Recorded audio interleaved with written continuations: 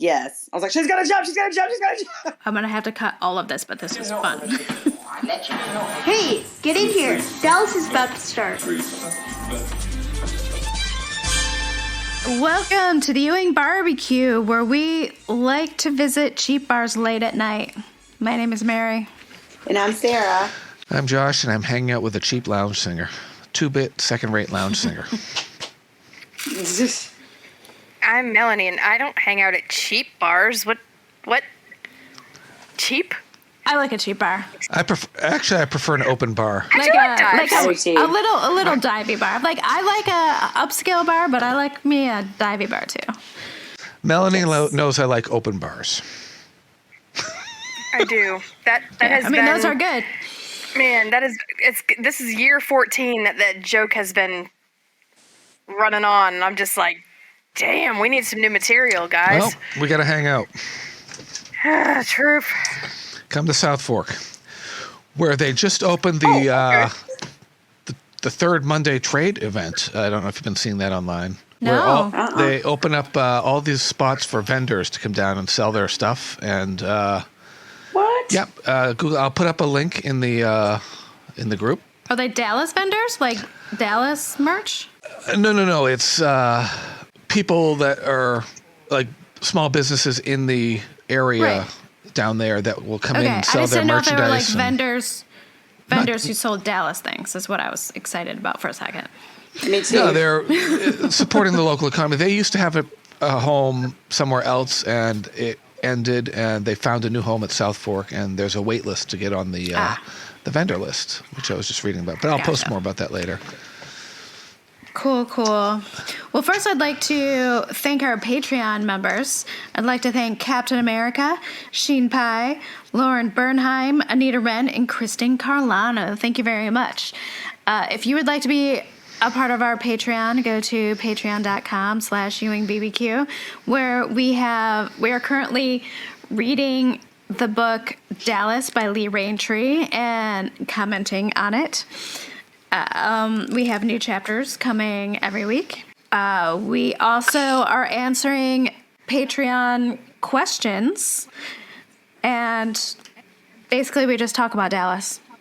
So, and on the subject of the book, the writing is you just have to hear it. You just have to hear it.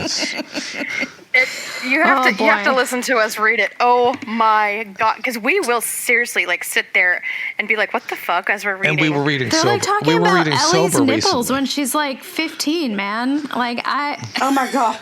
Yeah. I had to read a section that was like erotica, and all I could think of was. All I could think of, and I said it was Family Guy when Betty White read erotica from Peter Griffin. Speaking of which, we should take a moment. I know it wasn't Dallas related, but Betty White left us since we've last recorded. America's grandma. It was unfair. 17 or 18 days shy of her 100th birthday. And Bob Saget left us too, unexpectedly. And that has a mini Dallas tie-in because Juan Pablo de Pace, who was on the 2012 series as Nicholas Trevino, was on Fuller House with Bob Saget.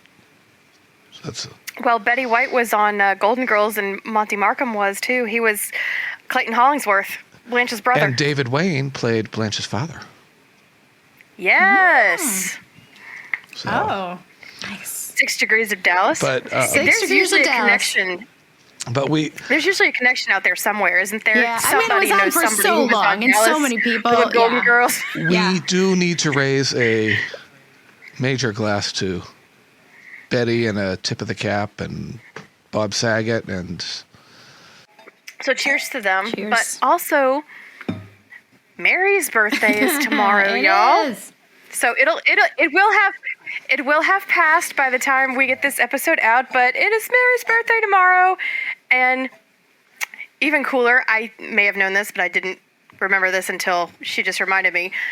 Her husband Seth's birthday is today. They're January 18th, the day that we're recording. barely a year apart. We are just barely a year apart. one day shy of being exactly a year apart. Today is the only day that, because I'm a year older, we're the same age.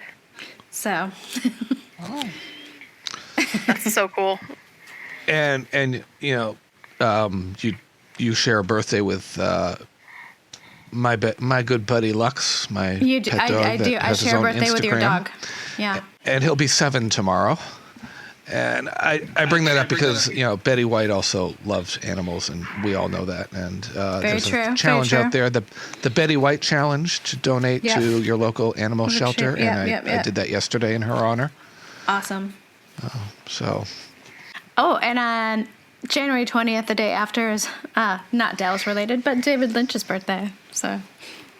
There were some Dallas people on Twin Peaks, so. 6 degrees of separation again. Several Dallas people. Mostly including Sarah's birthday mate, Joshua Harris. Joshua Harris, Christopher Ewing. Played Little Nicky. Little Nicky? Little Nicky. Yep. And I found out it's true that character, Little Nicky, on Twin Peaks is what inspired the Adam Sandler movie. Really? Really? Yes. Mm-hmm. Huh. I'm just going to run a couple of, I don't know if we've been on this month yet, so I just want to run a couple Dallas birthdays actually here. Cool. Victoria Principal, January 3rd, and she posted something on her page. It was an article stating the year in which she was born, so we now know her real birth year, 1950. Oh, has she been faking it? There have been various reports over the years, but... I was about to say, I thought she was like 53, but 50, that means she was a year older than 72. my dad. Fern Fitzgerald's birthday was... Yes, they do. Fern Fitzgerald was January 7th, born 1947. I'm just going to state their birth year so you can do the math. The late Sherilyn Ratino, who played Jackie, was born in 1956 on January 13th. Barry Jenner, who played Jerry Kenderson, January 14th, 1941. And Meg Gallagher, who I believe played Luella, was born 1950 on January 23rd. And more coming next week. We'll cover the back half of the month. Cool. And also, on a semi-related note, if anyone out there is looking for the Ultimate Dallas Facebook page, Facebook has shut it down.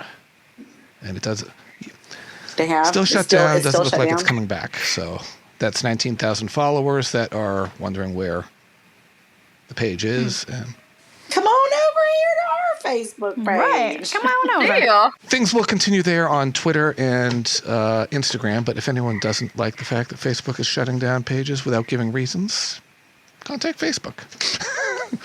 That's all.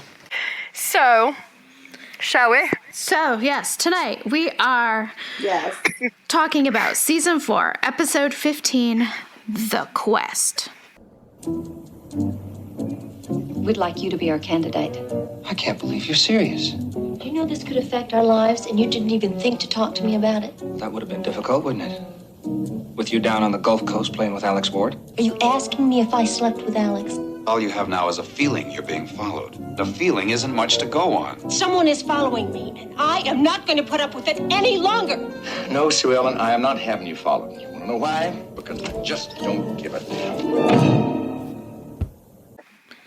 It was written by Robert J. Shaw, directed by Gunnar Hellström, and aired February 13th, 1981. No, that's not Robert Shaw from Jaws, mind you. Probably not. This episode was number 1 for the week with a 30.6 rating. And it was Anne Francis's last episode, apparently. Oh, we just never see her again. As Arliss. Nope, she just disappeared. And the wardrobe did not have enough budget to give her any change of costume for her last scene. So she went to a local fabric at MGM, or near MGM, bought some silk and made a scarf and dress just in time for the scene. And she made it? What? She made it herself. Damn. So now I have to go back and watch the... Props out to you, Miss Honey West there, Anne Francis. Dang. But it sucks they didn't have any budget for her. That was the other thing. Apparently, I've seen the articles, and I'm surprised we actually haven't mentioned this before, but they are in the process of apparently remastering to high definition to put Dallas on HBO Max, along with Knots Landing and Falcon Crest and other shows. Dude. Okay, I want to watch Falcon Crest. I never watched it, but I'm so excited about Knots Landing. The process could take a little while, but I've seen a while. couple of articles that are they just said that is. I'm wondering if they're just like, up converting it, or if they're going back to like the negatives and making it look nice. I hope so. That they didn't mention. It was not too in depth of an article, but just said that it's in the works.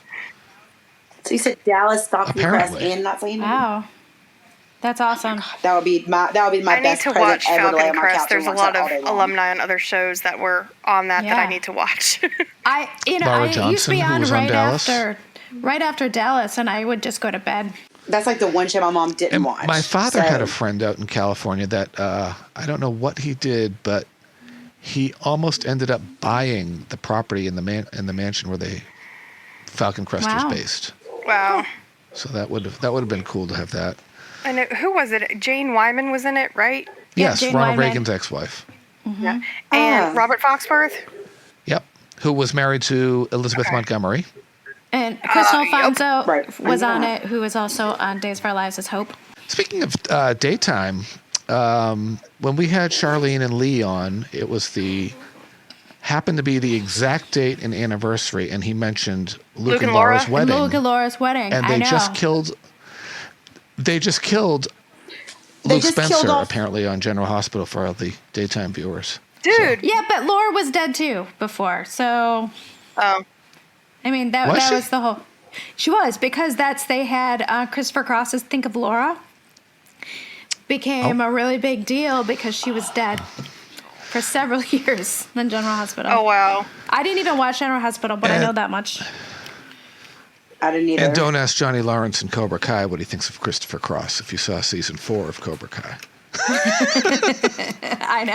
I have not. When I heard that line, my husband Seth just looked at me and started laughing because I love Christopher Cross. I do. I don't care. And I then love him. they were discussing Peter Cetera, who actually had the song Gloria Love in the. Yeah. I love Peter Cetera. I liked season 4 of Cobra Kai. It was okay, but I don't think it was as strong as one of the earlier seasons. They're really leaning into like, we know we're cheesy, we're in on the joke, and we're just gonna go with it, which is, what it is.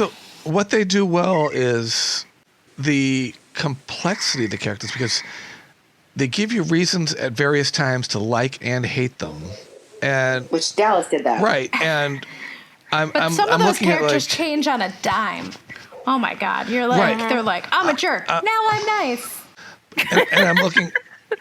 You want to hate like Terry Silver big time. You should hate him, and Martin Kove. But then you look and you go, God, they were in Vietnam, and Vietnam people came back really screwed up, and so you're going back and forth on the way you're. And I personally enjoyed that back and forth and just the complexity of it. I'll watch the next season.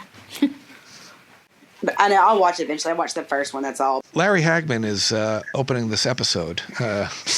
Yeah. In we his open office. at Ewing Oil. Yep. And Mr. Brown is there because he doesn't trust phones. That's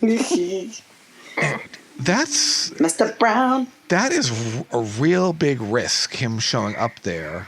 Way riskier than calling. And who's sitting in the lobby? Or up by Luella's desk? Leslie Stewart, Miss, I record your phone calls, or conversations, rather.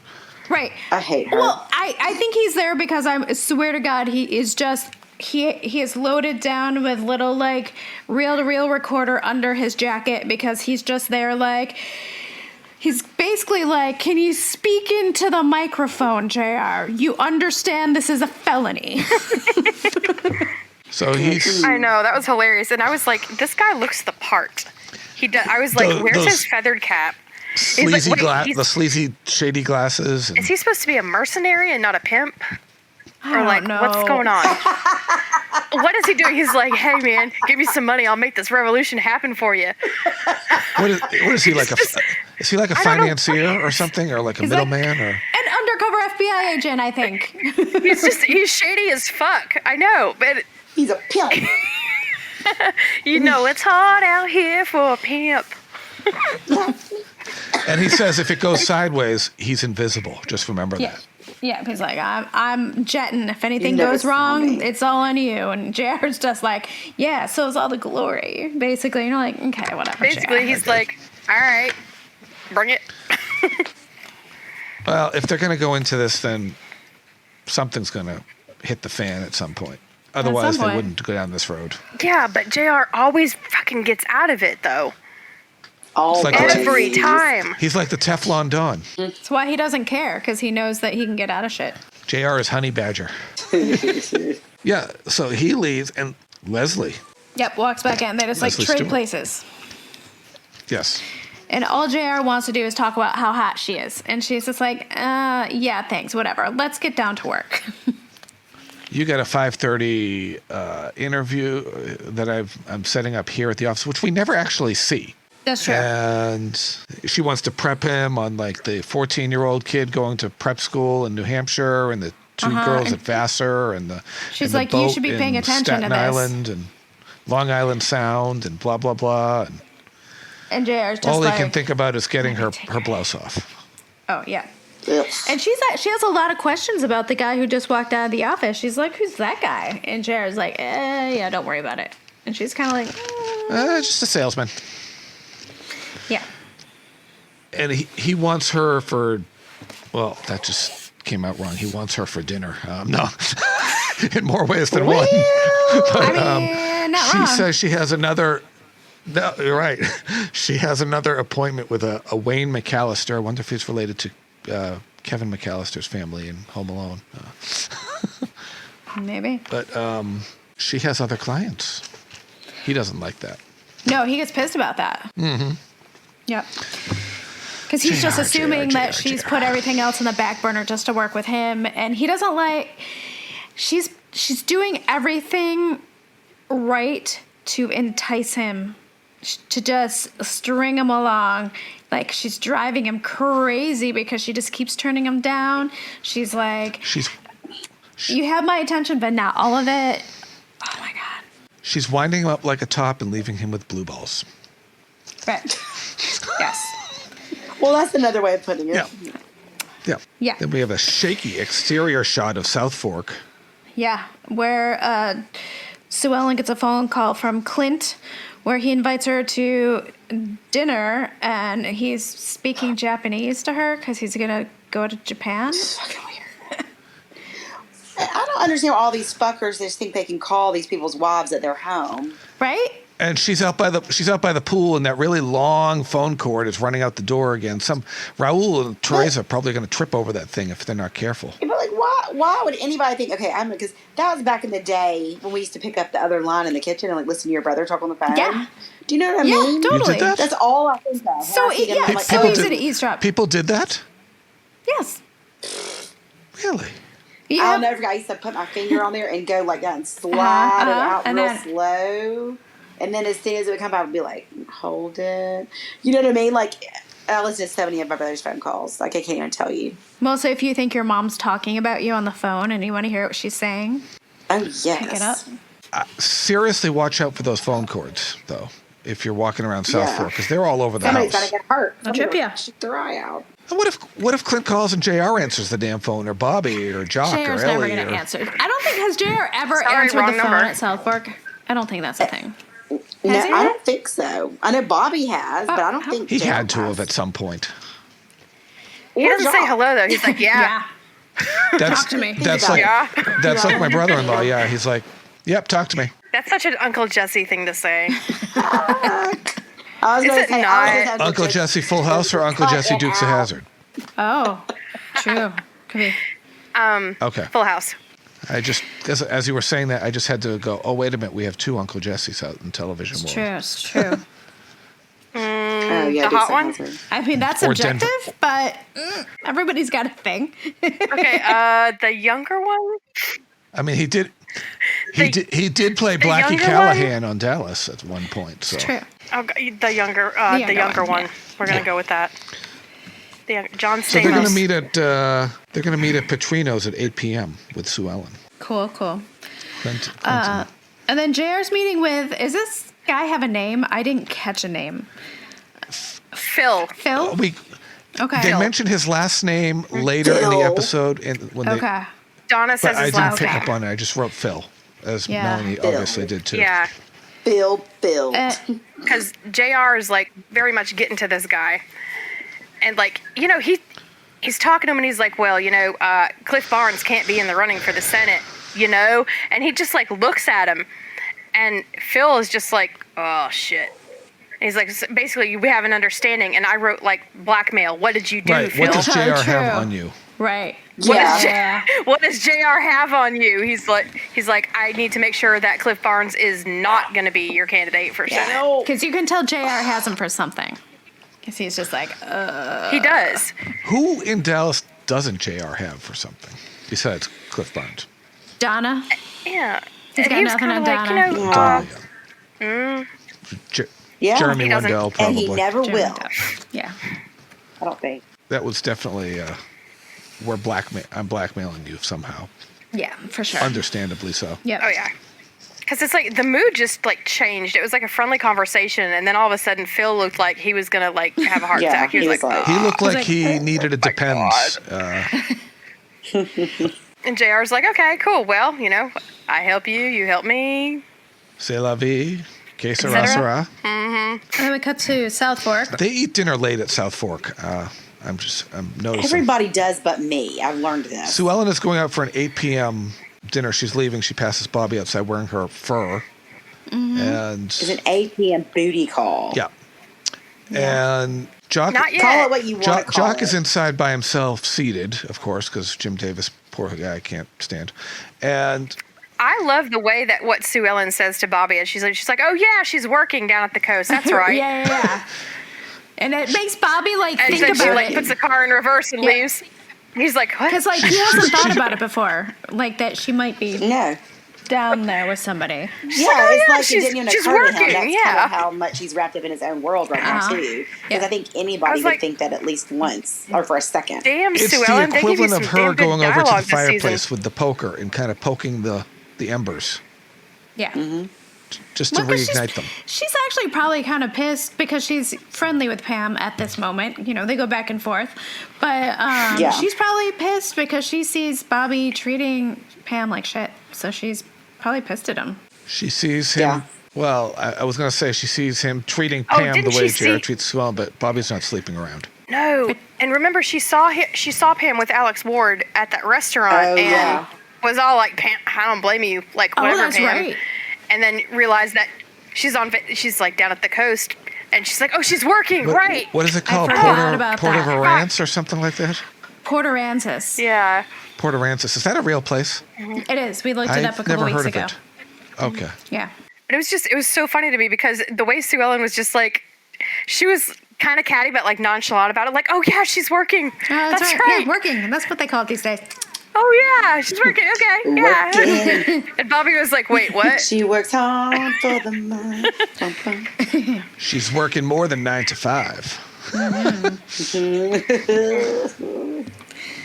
And I love it how Bobby goes in there and he's talking, and like Miss Ellie comes in, she's like, "Yeah, I'm going out by," and Jock's like, "Rah, rah, rah, all these women, nobody sits down around the table anymore." Isn't dinner at South Fork at 7:30 usually? Drinks are at 7, what, something like like 6, that, yeah. 6:30, right? Yeah, and then dinner's like at 7, and Jock just like has a fit if the entire family's Right, not there. right. That's how my grandfather used to be. Sue Ellen's in town, JR's It's in like town, you- Ellie's and Pam's. And that's just it. You can't expect everybody realistically to be home for dinner every single night. Right. I mean, when you've got how many people out working, and then your married children that live in the house, they need some time to their selves, True. like with their spouses. So like, let it go, man. Yeah. Yes. And Let it did go. we all pick up on Bobby talking about the solar energy and Jock is like, yeah, until you find something else you want to do or something like that. Or we'll right. Mm-hmm. Which he says that a few times in this episode about things Bobby's getting into, which I think is actually not wrong because Bobby really has been bouncing from thing to thing, like trying to figure out who he is. Yeah. Construction. Yeah, construction. Right. And, yeah. And we'll nail the other part of that. Part We'll on the ranch. nail the other part of that later in the episode at the breakfast scene. Yes.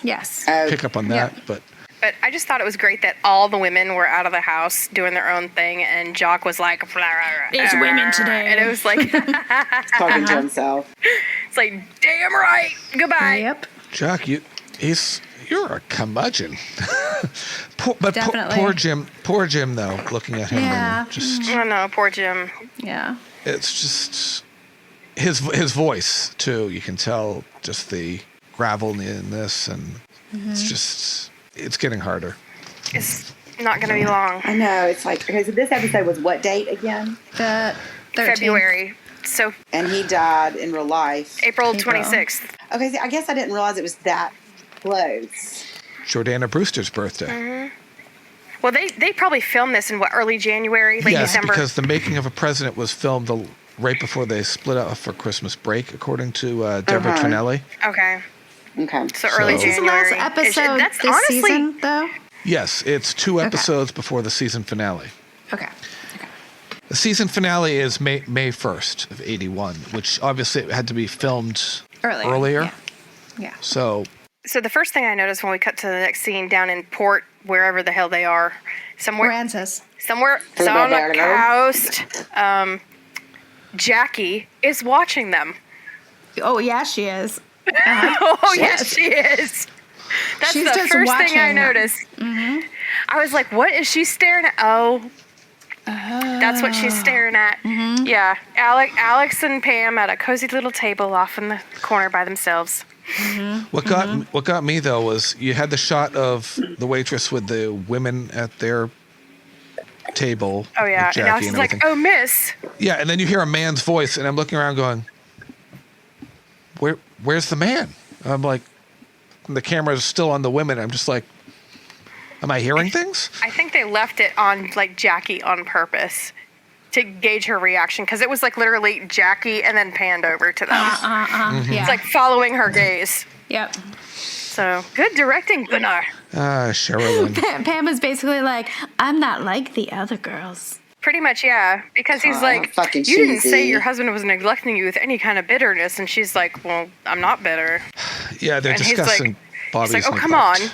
Pam, Pam makes me not like her sometimes, but like in this instance, in this whole season, I don't like her sometimes because of what Bobby does to her. The way that they made her character this season makes me like angry with her, kind of like disgusted with her, I should say. Next season, if I think I'm right, it's because... Is that right? It has to be next season. Yeah. Spoiler. Yeah, Cut. yeah. Trim. Cut. Spoiler, yeah. Cut. Yeah, I'll sorry, cut that out. spoiler. Sorry. So JR barges into Leslie's very plant-filled apartment. Yeah, there are a lot of plants, aren't there? And he's like, who's your decorator? She's like, me. So when she's not caring for the plants, when she's not taking care of her clients, she's obviously watering her plants. She hires someone to do that. She ain't got the time. Nah. It's probably the same person that waters all of Kyle Bennett's plants. Yeah. Well, and I very much like how JR is all like, hey, I'm here and I've got this bottle of champagne and we're going to celebrate because I called off your next client. And she's like, oh, imagine that. Well, you know what? You did. And I booked another one. Sucker. So it sucks to be you. And JR just does not like being told no. He does not. But He it can't also stand it. intrigues him. It makes him want her more. So anyway, yeah, I think it was really presumptuous of JR to try to do that, and I think so does she. So she puts him in his place, and so I love it. Invasive. Yeah. Yes. Just to show up and be like, hey, you had a cancellation. I'm gonna sit here and drink, and she's like, cool. No, you're not. You can drink by yourself because I'm going out. And what was that basket? Did he have a lot of bottles of wine in there or something, or champagne? I think it was a champagne bucket. It looked like there were multiple bottles in there. Like he was Maybe. planning for a long night. Well, I mean, it's JR. And she It even is Larry said something Hagman, too. So. and she said something about logistics or whatever because he was a married man, and he's like, "Oh, it was a technical difficulty." I'm like, "Okay, you're scum." Yeah. But he was kind of like, "Well, you're not going out dressed like that, are you?" And she's like, "Oh, you're right." And she whips off her robe and she's like dressed up to go out, and she's like, "I always put it on when I'm doing my makeup, dumbass." Basically. She's like, "So I gotta go meet my other client. So guess bye. what? I'm gone. Bye. Say goodbye." Bye. And he's like, it's so funny. He's like sitting there with the bottle of champagne in his hand, and he's like, just like you see all the wind just get knocked out of his sails. Yep. He might as well great. take that bottle and pour it on his crotch because he's not getting any tonight. Cool him off. Yeah. Yeah. And right now, I don't even know if she's an option on the table for him because she's very much acting like she's not interested. Yeah. He might go after another option later. He might. Meanwhile, always in got the a B plan. parking lot of Petrino's or Sue Ellen is being followed by the worst PI in the world. In the world. Again. Yes. Again. Again. I'm about to say it's not the same guy. Oh, it is. It's the same guy. He's just really bad at his job. It's the It same is. guy. Well, He's okay, so if it's the same guy, then obvious. that's even dumber. right. I mean, Like they stick to the same person on her that she called last time. Right, and then she's very distracted in the restaurant and tells Clint that she's being followed, and it can't be Alicia because she wouldn't think of something like that. oh, he's Yeah. basically calling his own wife dumb. I know. Yes. I didn't like that. Yeah. Douche. Making her feel dumb. And she's determined to find out why she's being followed.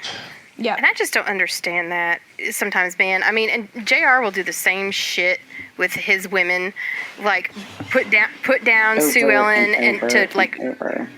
gain sympathy, or I don't understand, and if I ever hear a man talking like that about his wife or girlfriend, while they're simultaneously hitting on me or somebody else, I'm like, this is not attractive.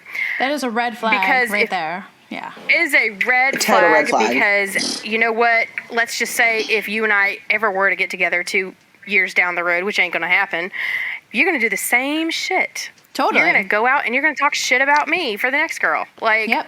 Creature of habit. just piece of crap. Means he doesn't have respect for his partner. Okay, His marriage, his partner, nothing. Mary, say it to Clint. To Clint? Yeah. I don't need to say it to Clint. I don't have A that very- strong of feelings about Clint. I just think he needs He to is check boring, himself but- before he wrecks himself. Just saying. Check yourself, Clint. Exactly. So and then we go from paranoia to Lucy apparently got the beef stroganoff right tonight. I guess so. Finally. So she says. So she says. I think she had it catered. I think she did too. Probably. But we don't know for sure. Wearing that purple thing and that frilly apron thing over it that looked like I don't know what it was out of. It was some like Good housekeeping. it almost was like something out of one of the like Disney theme parks in the hotels or the I mean, restaurants. she tried. Yeah, she's trying. And But she she's actually gonna made a have dinner party. Afton and Arliss. Poor Lucy. Yeah, for his whole family over, but she didn't tell him. And he's made plans to go to the lab.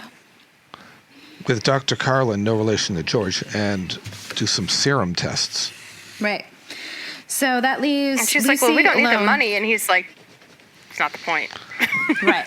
Right. Lucy alone, where she and subtly goes at Afton right in front of Arliss. Right in front of Oh, Arliss. yeah. And Because I was like, wait a minute. Yep. Is Lucy talking about JR to Afton? oh yeah, totally. She was like, you don't want people to talk, and it's like, ooh.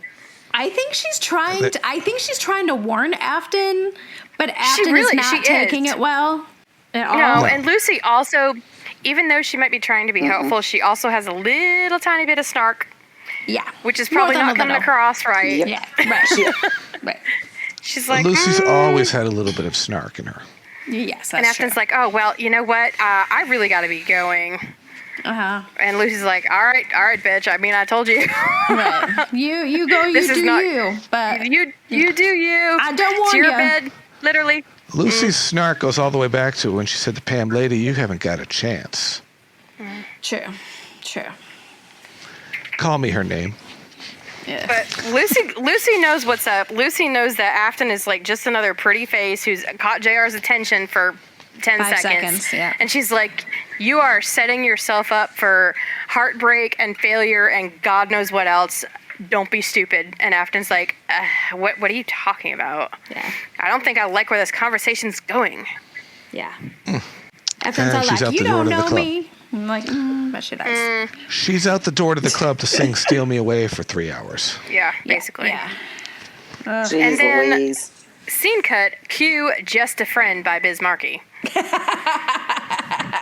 So he's just a friend. Because baby, literally, you. that's what Pam tells you got what I need. Did he die last year? I think Sometime, he did. yeah. Yes. I think he did, yeah.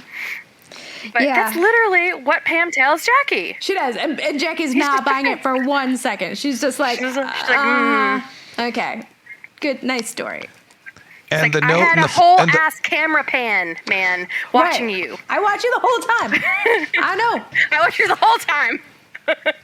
and the note and the champagne and the flower in the room with the adjoining room next door is proof that he's not just a friend. He doesn't. And want to not be just a friend. And he's No. just literally like, all you have to do is open the door. And we fucking. And she locks it. She Well, locks it. I was like, She thought She about thought it though about for a opening second. it. She thought about did. it. And then she was like, She did. nope. Smart move, Nope. Pam. Smart move. Just say no. atta He girl. thought about it for sure. Just say no, Nancy. Just follow Nancy Reagan's advice. Just say no. Terrible advice. I like this scene very next because there are no words. Yeah, it's good. Oh, we have to drink because Miss Ellie is silently emoting. Oh, yes. My God, I still have beer.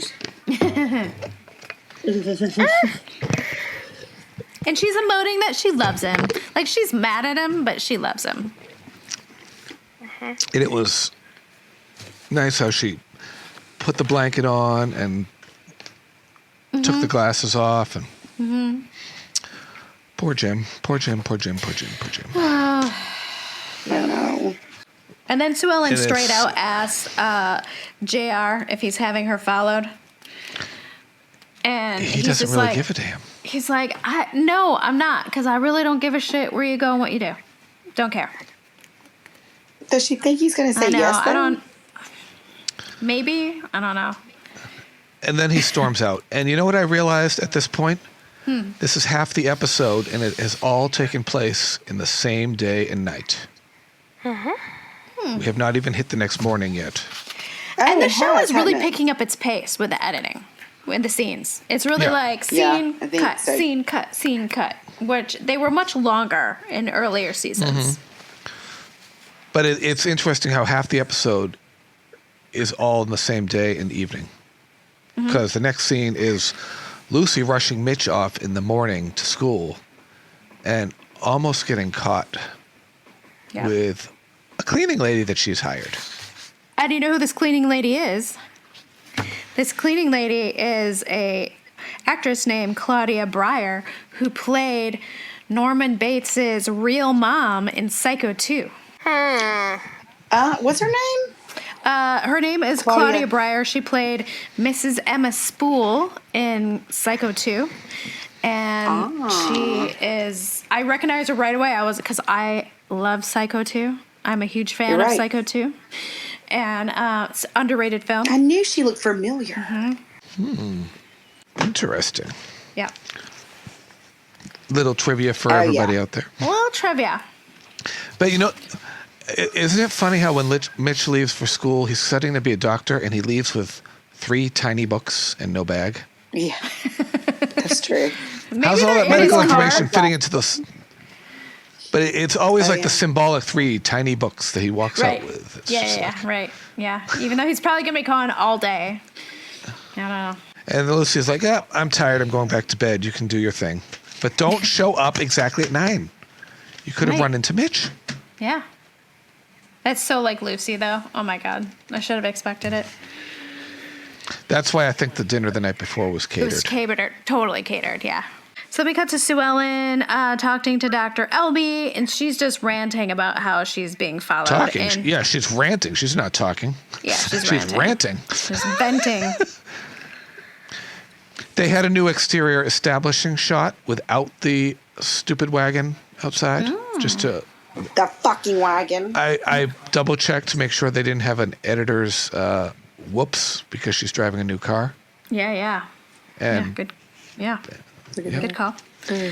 And Elby doesn't believe her, and he thinks that she's fantasizing about being followed. And then I love Sue Ellen in this scene because she's just like, no. Remember when everybody thought I was fantasizing before about everything? All those times, and I was right. Mm-hmm. And he's like, oh, okay, you've got a point. And then they pulled me over for drinking, and I wasn't drunk. Fact. They thought I shot JR, and I didn't. Here. I like when Sue Ellen's a ball. But we have to drink because in the beginning there she says, I don't understand. Oh. It's not like in the same tone, though. This time she's like, I don't understand. She's like pissed. And you know what? She has when Dr. Elby said fantasies, I was like, I literally wrote, what the shit? She has every right to be pissed. Right. She's also right. She is right. She's like, she's like, these are not fantasies. This is like real shit, and all y'all suck, basically. Including you. You? She's like, they're not fantasies. He's like, okay, you're right. The scene, and she's talking about, she goes, and I'm not putting it up with anymore, and she's got to do what she has to do. Reminded me of right before JR was shot, the scene in Dr. Elby's office. She goes, you're right, Doctor. I can't, I have to take charge of what's going on in my, Right. It had a very similar tone to it. And so Sue Ellen's going to gather some resources. Yes. Oh, Alex checks out of the hotel and checks out on Pam, too. Bye. Bye, scumball. Oh, I wrote that basically because his whole line was basically like ABBA's "Take a Chance on Me." If you change your mind, I'm the first in line. I'm still free. Yeah. Take a chance on me. And he's like, I'm out of here. I'm off to Moldavia to be a king and head over to Dynasty. See ya. Bye. I just got a flash in my head of that scene from Twister where who's it? Philip Seymour Hoffman. Dusty. He's like, loser, move on. Bye-bye, Alex. Bye-bye. Bye-bye. So Ellen goes to see her lawyer named Kyle. Kyle Bennett. Kyle Bennett. Okay. Who looks like he has a jungle in his office with all the plants. Yeah, there's a lot of plants. Now, I found it interesting. Same watering service that Leslie has doing her plants, probably. I found it interesting that she went to Kyle, and Kyle was like, well, and she said, you're the only one who believed in me. And I was like, Sue Ellen, he was your defense attorney. He's paid to believe in you, whether he knows you're guilty or not. Right. But then he was like, yes. He was like, yes, I totally believed you the whole time. But you were right. He was like, well, it turned out that you were right. You didn't do it. And she's like, so I need another favor. Like, some dude's been following me. And he's like, okay, well, I got contacts in the police department, but I mean, we'll take it from there. All right. He's probably like, are you going to pay me? All right, I'll figure it out for you. Is that pipe permanently attached to his hand? Because he's always has the pipe in his hand. Pipe in the mustache. Yes. It's like that. It's like the chain that Alex Beam had on his. Alan Beam. Alan Beam had on his. Alex Beam. Now we've combined them. Combined them into one monster.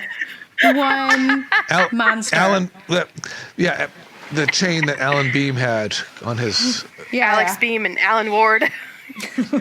Ooh. Who gets the chest rug? Flip for it. So Donna and her committee come to Bobby to run for Senate. Yeah.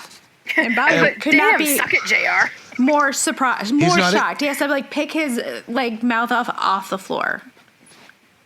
Right. He's not interested initially, and they have to talk him into it. Right. And then when JR's there, Bobby says, "Oh, yeah, I really want this." I'm going. The minute JR walked in the room, he's like, all right, yeah, game on, motherfucker.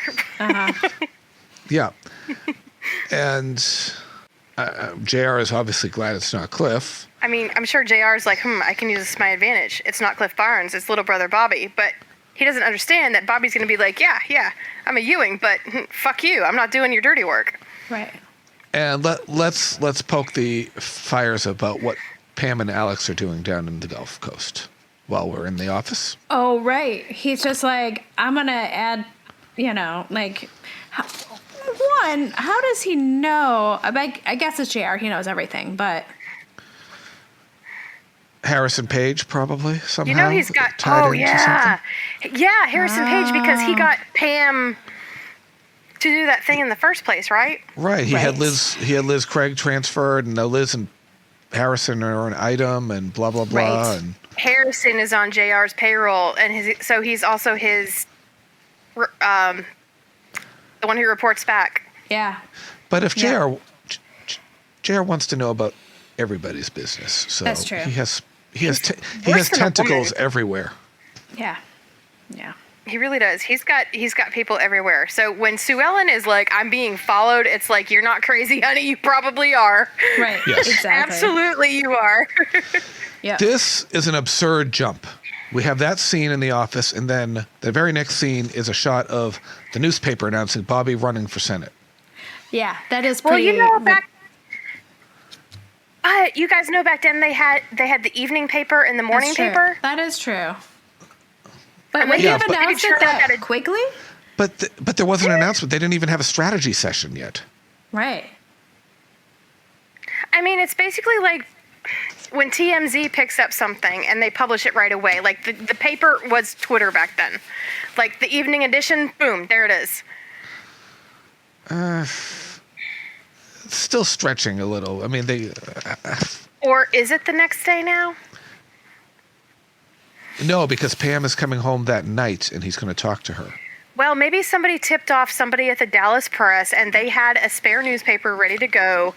Like, Dewey defeats Truman. On the front. And then, as soon as I got the call Gerald from Ford died today. Gerald Ford died today. Well, you know about the Dewey defeats Truman newspaper, right? Yes, and Truman held it up. Okay, there you go. That's what happened. Exactly. Right. They had a Gerald Ford, Tom Brokaw moment ready to go in print. Yep. And somebody called and they were like, send it to press.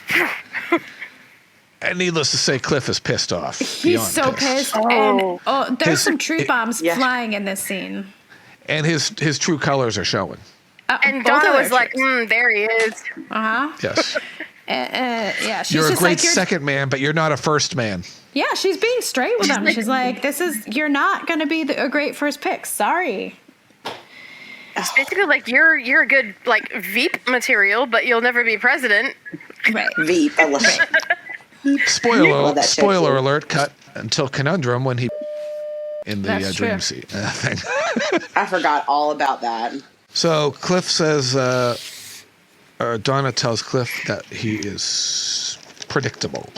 Yeah, because he just breaks up with her right there. He's just like, okay, well, then this is all over. And she's just like, could you be more predictable? Cool. Okay. She does not give a fuck. This was going to happen. Yeah. No, because she's probably going to go back to Ray. Yeah. She takes her fur let's be honest. She walks out wearing that fur coat. Mm-hmm. Out the door. I love the fur coat. The slap. Mm-hmm. Mm-hmm. They are filming in January, remember. She's like, no, the fuck you didn't. Oh, yes. Oh, you did. Oh, okay. you did. Bye. You did. Okay. It's like she was waiting for it, almost. Right. When she was like, you're so predictable. It was like, right. She knew it was going to happen, so she like went over there ready for a fight. And ready for the inevitable. Yep. And she's like, okay, we're done. Goodbye. Right. Speaking and of then we fights. cut to the next scene. Yes. Yeah.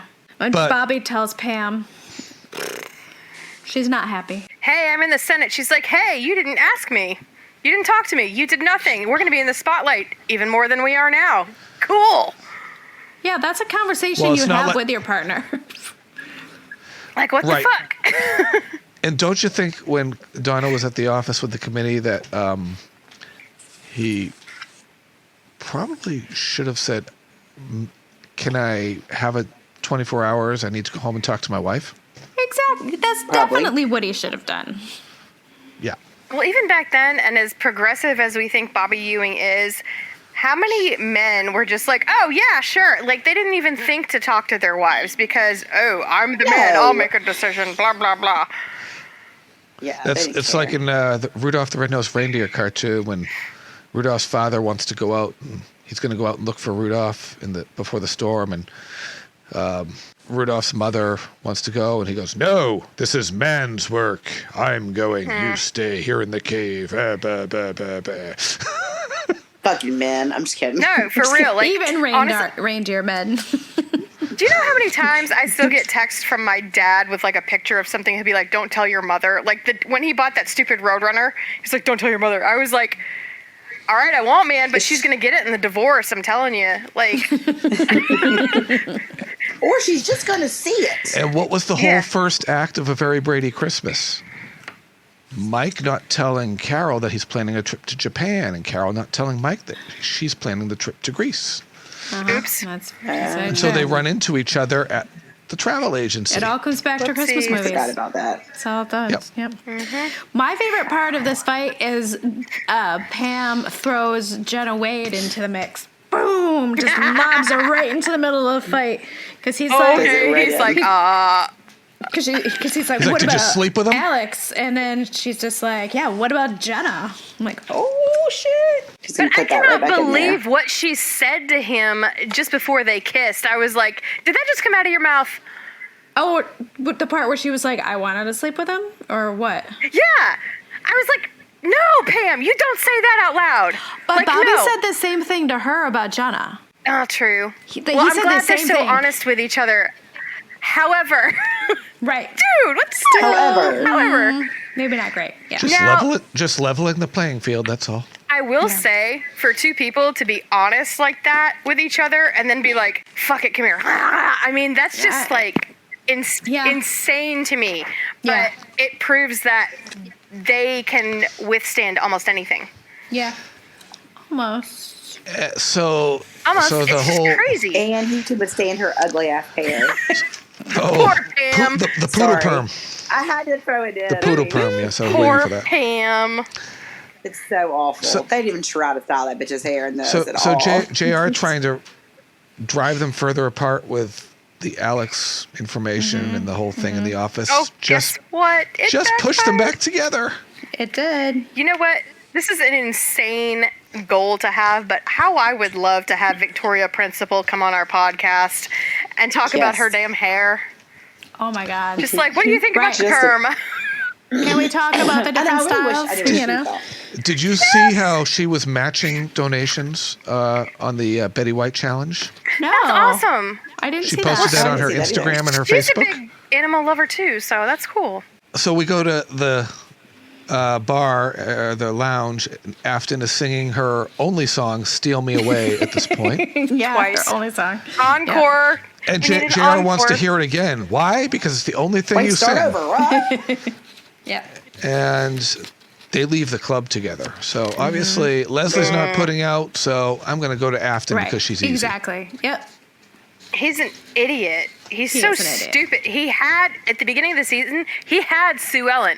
Like, he's so stupid. He's such a moron. he wants what he doesn't have. Once he has it, he doesn't want it He needs to anymore. fucking appreciate what he's got. That's willing to drop Exactly. everything for him until he pisses her off and hurts her enough that she's just going to be like, whatever. And, God, he's an idiot. Yeah. So let's cut to breakfast at South Fork. This is a very interesting scene. This with the four guys. And Miss Ellie coming in, dropping a bombshell and leaving. Uh-huh. Yep. JR's happy. Bye. JR's happy for Bobby's Senate run. He's like, oh yeah, we're having breakfast with a future senator here, and Jock couldn't be more ambivalent about. Right. It's just like, yeah. Why is Jock wearing his glasses? Those big glasses that cover half his face. His rose-colored glasses. Those are like the glasses that Ellen Griswold's mother wore on Christmas Vacation. Yeah. Yeah. Yep. Yes.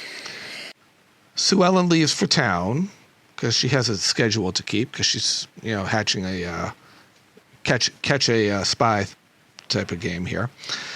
Ellie goes for her. She's going to meetings with Pam. Pam's going to take her into town because Ellie doesn't want to drive yet again. But she won't be home for dinner, so this is an all-day thing that's going on. Mm-hmm. Oh, God. She won't be home for dinner again? What is Jock going to do? Jock, have you ever heard of ramen noodles? No, I don't think he has. Staff. They have a staff in the house who makes dinner every damn night. I mean, he's going to be fine. So maybe he will be fine. Maybe he'll, in a scene that we don't see, he'll invite Teresa and Raul to sit at the table to fill out the table with him. Right. No, never. I can't see that happening. Even the help doesn't sit at the table. Mm-hmm. Those poor people. They should. I'd do that. I'd be like, yo, you just made my dinner. Come here and eat with me. Yeah. I would. Right? Well, that was what impressed me at the dinner that I was at. And I was at the table with Larry Hagman. After the meal, he went into the kitchen and shook hands with every person that cooked the meal and served the meal and thanked them. See, if I was famous, I would be like that. Yeah. I would. I'd be like, can I help you? I don't know what the fuck I'm doing, but can I? It sounds like fun. Right. And he had the option of going out to sushi with Brenda and Patrick and Linda. And he said, nope, we're here to have dinner with these people. And I'm having dinner with these people. Oh. I mean. They left after hors d'oeuvres and he stayed with us. Depends on what they were serving, man, because I like sushi too. Oh. But, I think you missed the point of the story. I'm just kidding. I didn't miss the point. I'm kidding. But no, that's very cool. So JR asks what the DOA is up to, and what does Miss Ellie tell them? Oh, they're Takapa. stopping this thing called Takapa. Takapa. It gets really quiet, and then Ellie pieces out. Jock has no expression on his face like the whole time. He's just like, No, whatever. Good poker face. Good poker face. And then Bobby's all like, do you think maybe you should tell her? And he's like, no, I'm not telling her a goddamn thing. She doesn't need to know my business. Damn it, my Ellie. business. My business. Okay. I really feel like he's probably seething on the inside, though. He's just like, son of a bitch. And that's what she's been doing. And then Ray comes in the front door. Ellie had left out the front door earlier in the episode. And this was painful, watching Jim stand up out of that you could see he was slow. I did grimace. Yeah. I'm sorry. Yeah. Yeah. It took him a while to stand. And then he leaves, and JR tells Bobby, didn't you learn anything? You never question Daddy's business. Never question, never cross-check when it comes to business. Just don't do it. Bobby's just like, even if it's Ellie. Right. You can't. But Meanwhile, to be fair, he didn't tell her about Takapa. Mm-mm. So how does she even know she's interfering on anything? Yeah, she has no. Right. Well, she has no did it idea. on purpose. Well, No. how would he know that it would matter to her anyway, because it was his business and He wouldn't. Yeah, so he didn't tell her. They've been leading separate lives. So Sue Ellen's tail is being tailed. She's playing to catch a thief or to catch a spy. Yeah. And so they catch him, the worst PI in the world. His name is Mr. Appleton, PI. All right. Mr. Appleton, PI. And it takes him like 2 seconds to be like, okay, I'll talk. Is that the guy with the pipe the worst in his mouth? PI in the world? Yeah. Here, baby. Is that the guy with the pipe in his mouth? Kyle Bennett.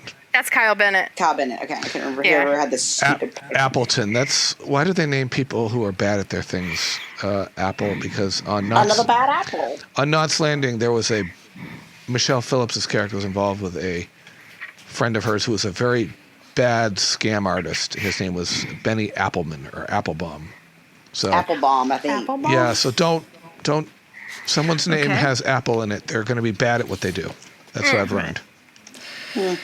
So then Leslie's at Ewing Oil, and while she's there, Hank Johnson calls just to tell him that he might have news in the future, but he doesn't actually have any news. So, like, what was the point of that?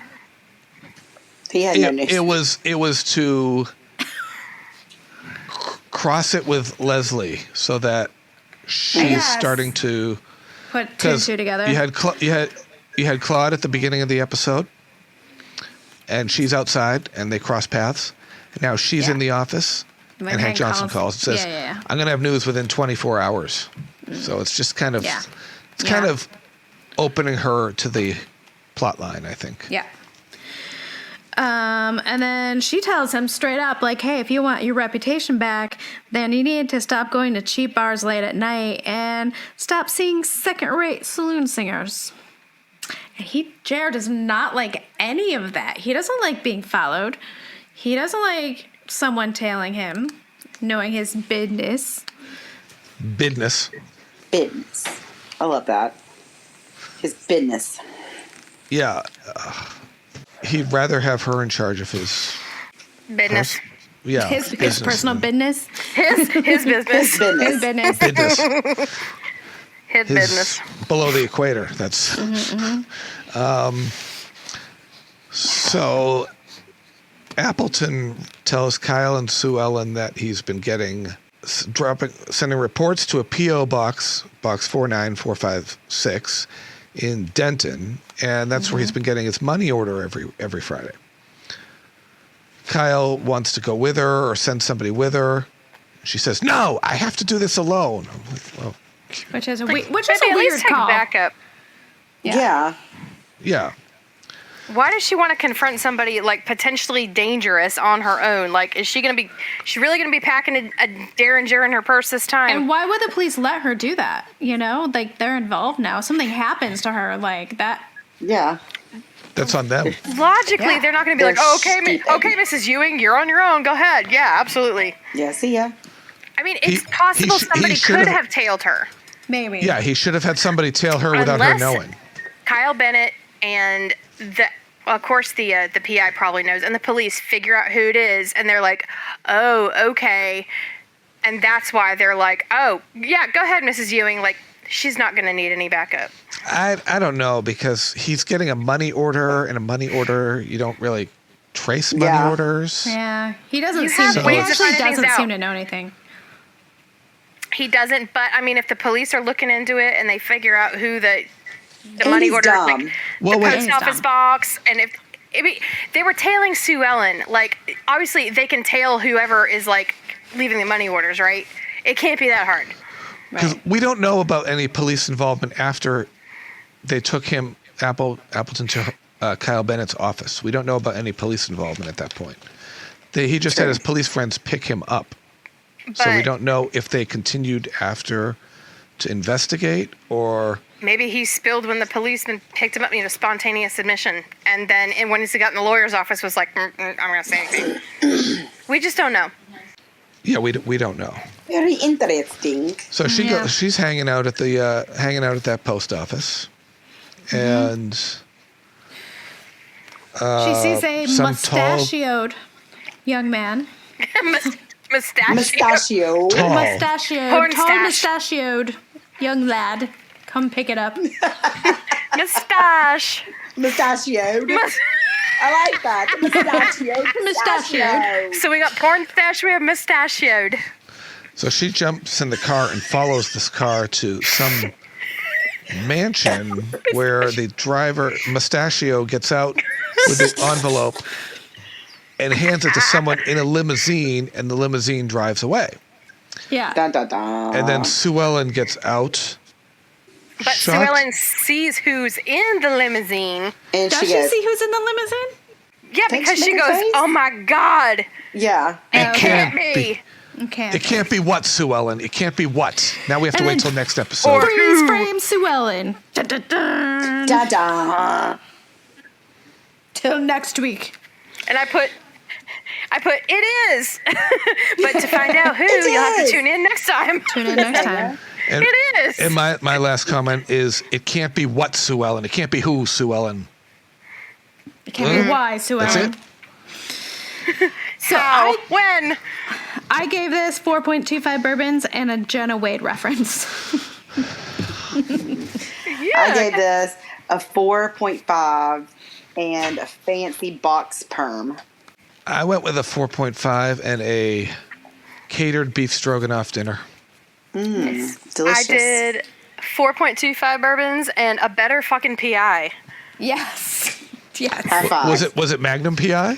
It definitely was not Anybody Magnum besides- PI. No. Anybody besides Appleton and whoever the guy was in the previous season that Sue Ellen hired that was so fucking obvious. Like, these guys cannot do their jobs. No. Like, it's like I'm being Fucking followed. idiots. Oh, no, you're not. Who's following you? I don't know who's following you. You need mix. I'm You not need following McSween. you. You need McSween. I'm not here. Boop. They need Veronica Mars. It's so... Right, it's so obvious. I It's love like, that show. you turn Me around too. and they're like... Oh. Or you need Dan Marsh. Yeah, thanks for joining us. Please check out our Patreon, which is patreon.com/EwingBBQ. If you also would like to just do a one-time, like, hey, you want to give us a little tip? You can send that directly to my Venmo, which is Girl Scout, GRRLSKOUT on Venmo. We have merch up at TeePublic. And that's tpublic.com/users/the Ewing Barbecue. But you can just look in your show notes, and this is all going to be there. And we also have a Facebook group. What sort of merchandise do we have? We have Pretty good. basically anything you want. It's right now we just have our logo, but we're gonna have some other stuff coming soon that I'm working on. So And check back. I took one of the stickers that you gave me, and I took an old mug with an offensive logo on it, and I did this. Oh, You good put this call. on Yeah, there? you can get Mine's stickers. on the back of my iPad. You can get T-shirts. You can get hoodies. You can get. I have a really cool mug for coffee. That's pretty sweet. Like, you can get anything. So you should check it out. We also have our Instagram, which is Ewing BBQ, and Twitter, which is BBQ Ewing. Anything else, guys? Happy New Year! Happy New Year! Yeah. Thanks for joining us. This is our first. This is our first one in the new year. So happy New Yeah, Year! it's our first recording of 2022. Let's hope this is better. God damn it! All right, till next time. Please, cross your fingers. Don't give me that crap. Bye. Bye, y'all. Y'all come back now. You hear?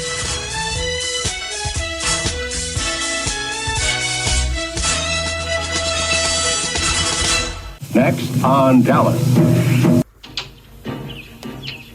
Yes? The man who just drove away.